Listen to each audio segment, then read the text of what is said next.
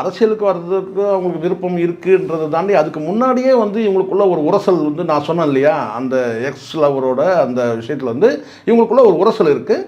இவருக்கு வந்து பார்த்திங்கன்னா வந்து பல நடிகைகளோட தொடர்பு வந்து ஏற்படுது. யாருக்கு? விஜய்க்கு. சில நடிகைகளுக்கு வைர நெக்லஸ்லாம் வந்து கொடுக்குறாரு. நடிகையோட குழந்தைக்கு வைர நெக்லஸ் போடுறாரு. இப்படி பல விஷயங்கள் நடக்கும்போது மனைவிக்கு தெரியும் தானே தன் கணவன் நடிகைக்கு எப்படி போட்டிருக்காரு அவர். அது அந்த மாதிரி வந்து பல நடிகைகள், அது பேர் சொன்னால் சிக்கலாயிரும். அது வந்து எஸ்எஸ்சி போய் கேட்டிங்கன்னா சொல்லுவார், லிஸ்ட் வச்சிருக்காரு அவர், எந்தெந்த நடிகைகளுக்கு எவ்வளோ செலவு பண்ணியிருக்கிறாருன்றது எஸ்எஸ்சி படம் தெரியும். அது உண்மையும் கூட கேட்டினா. அப்போது நான் இப்போ என்னுடைய பார்வை என்னன்னு கேட்டால், நடிகைகளுக்கு வந்து ஒரு கிஃப்ட் கொடுக்குறது தப்பான விஷயம் கிடையாது. அது மாதிரி செஞ்சுருக்கலாம். யார்? விஜய் செஞ்சுருக்கலாம். அதுக்கு வந்து குடும்பத்தில் இருக்கிறவங்க எதிர்ப்பு தெரிவிச்சிருக்கலாம். ஏன்னா எஸ்எஸ்சிலாம் ரொம்ப கட்டுப்பாடோடு இருக்கிற மனிதர் தான்.